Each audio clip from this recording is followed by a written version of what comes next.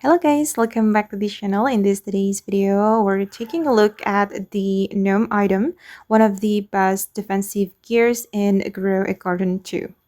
Let's get started. The Gnome is an epic gear that can be purchased from the gear shop for 100k shekels or 95 robux.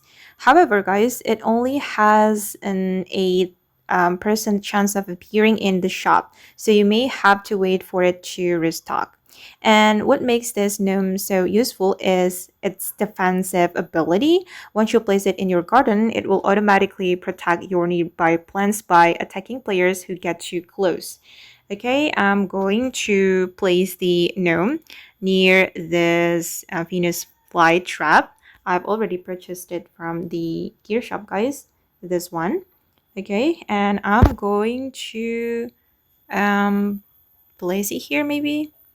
Okay, and as you can see, the timer, the gnome stays active for only 10 minutes after being placed, guys.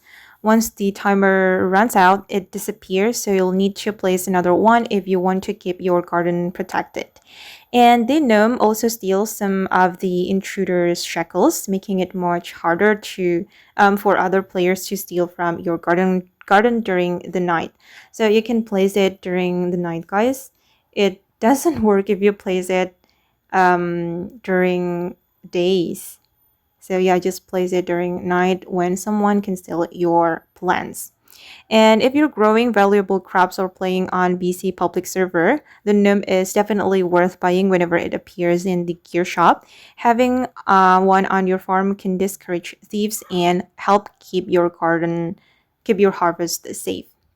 Okay, guys, and that's everything you need to know about the Gnome and Grow Garden 2. If this guide helped you, don't forget to leave a like and subscribe for more Grow Garden 2 tutorials, and I'll see you in the next one. Bye, guys!